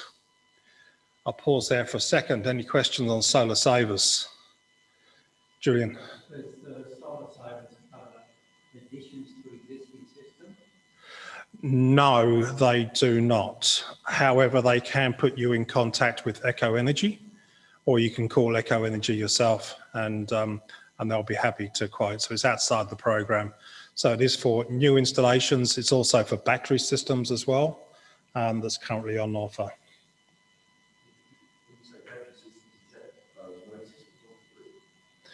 No, these are grid-connected systems. The question was, does it cover off-grid systems? So these systems are primarily on-grid systems. Again, if you're off-grid, Echo Energy will probably be able to quote you for an off-grid system as well. Okay, moving along. So everybody will be familiar with this picture here. So 4 pillars. Not that you spend a lot of time at this facility, but you'll be familiar. It's a bit of an icon in Healesville. This is the site of our first environmental upgrade agreement, which is an agreement between council, the building owner, and the Sustainable Australia Fund that was originally set up by the City of Melbourne a number of years ago. But it's a way of creating a smart line of finance to enable upgrades to buildings, and 9 times out of 10 it means a solar system, sometimes with batteries, sometimes not. A recent environmental upgrade that we did was at a nursery in Lilydale that had solar and a battery system as well, so the nursery could continue to function if there was a grid outage, and you got this daily savings of the nursery running with the water spraying everywhere, the pumps running and everything like that. So 4 pillars was our first one. We've now had 7 environmental upgrades throughout Yarra Ranges, and we're looking to have more in the near future. So if you are a business operator or you know a business operator, then you might want to mention this scheme to them. It is very good. Right, the next one is about battery energy storage systems, and Glenn here was our solar designer for this particular project. And I'm thinking many of you were here in 2009 when we had the horrific bushfires, and a lot of people were affected. And you may have even used one of the relief and recovery centres scattered around the Shire. So certainly the Healesville Relief and Recovery Centre was activated, and same with Yarra Glen. And those 2 sites, together with the Yarra Centre, the Aquatic Centre in Yarra Junction, form a backbone of what we call our secondary relief and recovery centres. The primary ones are actually Lilydale High School and the Kilsyth basketball stadium, but these ones are much more closer to home, and people would tend to go to these places in an event of an emergency when power is cut and they need to get help from emergency services and council just for relief and recovery. So we've got some funding from the federal government, a total of $170,000 to put these battery systems in place, and they are being installed as we speak. So this one picture is at the back of the Memorial Hall in Yarra Glen, and that job is almost finished now. And this picture was only taken a couple of days ago.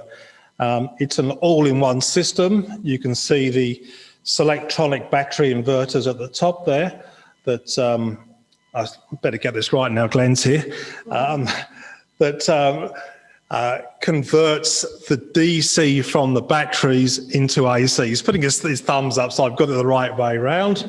There is another Fronius inverter, but you can't see it in the picture there. And the bottom of the picture here is the LG Chem lithium batteries that have been put in. Now, this is an expensive piece of kit here. That's $60,000 worth, and the installation is probably another 20 and on top of that. So a nice bigger piece of kit going in there, and I'm sort of very proud that we've got this solution up and running. It provides 48 kilowatt hours of electricity when the grid fails, and it also kicks in at night time when the sun isn't shining as well on specific circuits. So the idea is that if the grid does fail in an emergency situation, such as Black Saturday, these facilities can still continue to operate with the sun shining on the solar panels and the batteries being charged, and be able to release power into those specific circuits. So the specific circuits have been identified.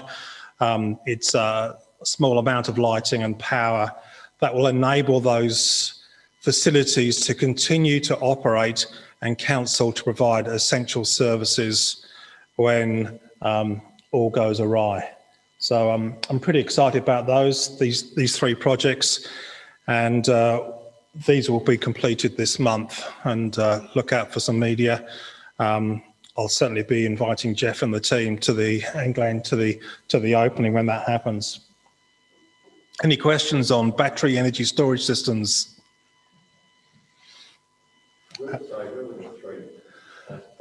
The memo in Healesville, the Yarra Glen Memorial Hall, and the Aquatic Centre in Yarra Junction. Okay, this is the fun bit. So in 2019, we completed a feasibility study looking at what can we do with old landfill sites. And those of you who've been around long enough know that Yarra Ranges didn't exist in the 1980s. It came to effect, I think, in 92 or 93. 94, sorry. We have somebody from council in the room. And it was basically the amalgamation of 4 previous rural shires, and each shire had their own landfill site. Can you believe that? All right, so it's now Yarra Ranges Council responsibility to manage those sites. So they've all been capped, they've all been closed off for many, many years now. Coldstream's probably the last site to be capped, and that was probably closed 15, 20 years ago, Karen? Yeah? Yeah, about that. And the other's a lot longer. The one in Wesburn's an interesting one. There's actually 2 landfill sites there, one at the front, one at the rear that nobody knows about. Many, many years ago, the Shire of Upper Yarra said, well, what are we going to do? Because this big hole in the ground is rapidly filling up. They said, I know what we'll do. We'll buy the land next door, an old chook farm. And that's currently where Yarra Valley Ecos is. So they do some wonderful stuff at Yarra Valley Ecos, but they got a paddock stuck down the back that doesn't get used much. So we thought that would be a great place for a solar farm. So the feasibility stuff we did in 2019 looked at basically 4 sites plus the Ecos paddock, and said, no, would it be feasible? And the answer came back, said, yeah, it would be feasible at all the sites, but the ones you should focus on would be the Healesville closed landfill site in Mount Riddell Road, and the Wesburn front landfill site together with the back paddock at Ecos. And that would produce a solar farm around 5.4 megawatts, enough for about 150 houses, or it will supply all of council's daytime energy use, plus the same again over, that could be sold back into the grid. And that's what it looks like. Yarra Valley Ecos and Westburn on the left, and the Healesville landfill site on the right. The little stretch bit of land on the right here is a fire break that's currently managed by Parks Vic, and we can add an extra 1 megawatts of power on there. This is the old landfill site at Westburn that nobody knows about, but it's stuck down there. It's a horrible piece of bumpy land that leaches all sort of nasty stuff into that little pond there that then gets sprayed back on the grass. So landfills are pretty nasty things, really. Yet we aim to actually turn those nasty bits of land into something productive and worthwhile. So that was the feasibility study. To build this would cost over $8 million, and council ain't got $8 million. That's the problem.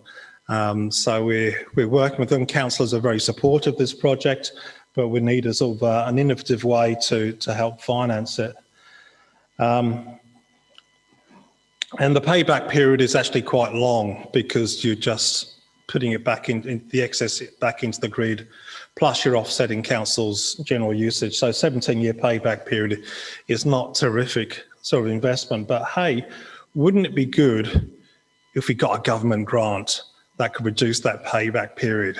So that's what we're working on at the moment, to get a government grant. We've also been looking at when we do build this, notice the words I'm using, it's when we're going to build this, not if, it's when we're going to build this. How can we also increase the community value?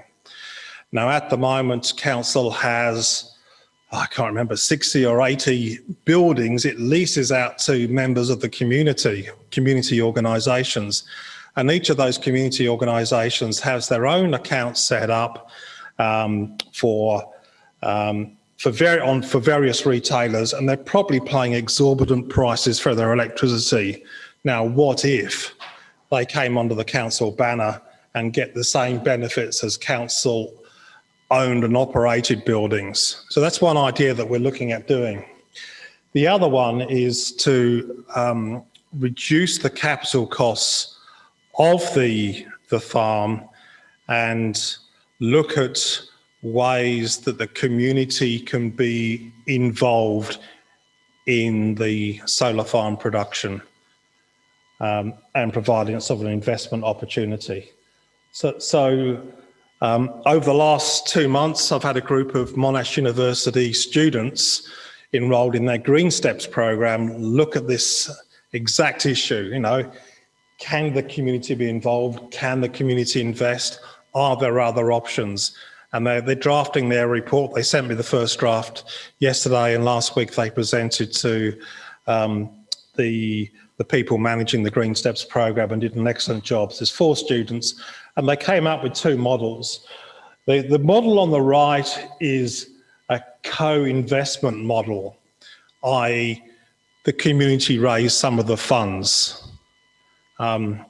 And it's a little bit like what happened in Lismore when the local government authority there wanted to create a floating solar farm on some water treatment plant.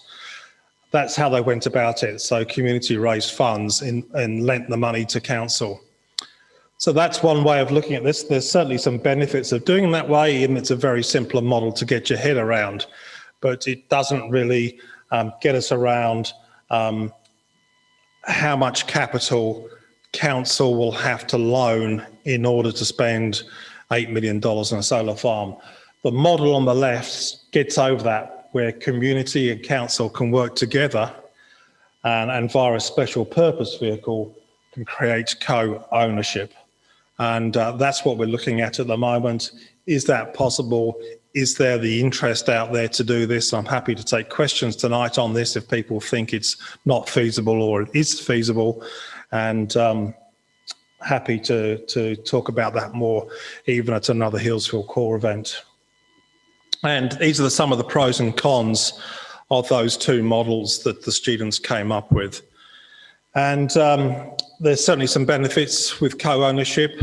There may be some funding available for community renewable energy projects coming up. Healesville CoRE was a signatory to a petition to create a community renewable energy target that will support the state government renewable energy target. And this could be one way to attract funds to help build this solar farm. I'm pretty excited about it. I hope it continues. We need to do a lot more work on this with the wholesale electricity rates coming down. Perhaps the income generated by the farm for the excess electricity may not be there. So we need to do more work on that. And if we think this is a possibility, obviously we need to produce a prospectus and get out there and try to drum up funds for a community share.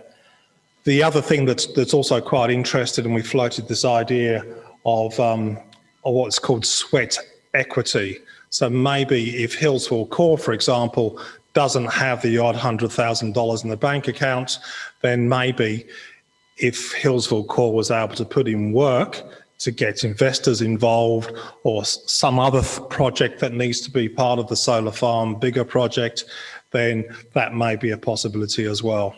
So a lot more work that needs to be done, but we're hoping that we can attract some funding and get this project happening over the next year or two. And that's it. Any questions? Again, anyone online that has a question on this, either use the contact at healesvillecore.org.au, or you can contact me at Yarra Ranges Council, sustainability@yarraranges.vic.gov.au. Jeff. Thank you very much, Julian. Julian has a question for Julian. Yes, it is, yeah. Yes, the overall. Something like that, yeah. Cheers. Thank you, Julian. Well, very interesting. And all we need to do is raise, what is it, 20% of $5 million? 20% of $8 million, $1.6 million. Well, for the Healesville one? We can talk about it. We'll talk about that, okay. It's one big solar farm on 2 sites. Okay, one big solar farm on 2 sites. Very good. Well, I hope tonight has been interesting for you. We've come to the end of the proceedings now, and we're running a little bit over time, so I'll be brief. You may not be aware, but Healesville CoRE at the moment is organising 3 different installs of solar panels on not-for-profit groups, on the Robin Jane Children's Centre, on the Healesville Living and Learning Centre, and also the RSL. And those 3 systems have been funded by $90,000 from the Commonwealth Government that was channelled through Tony Smith. That was just prior to the last election.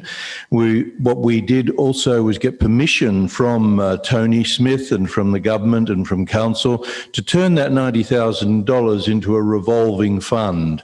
So instead of these organisations getting grants for those systems, that money will be paid back from the savings that they make on their energy bills over a 5 to 7 year period.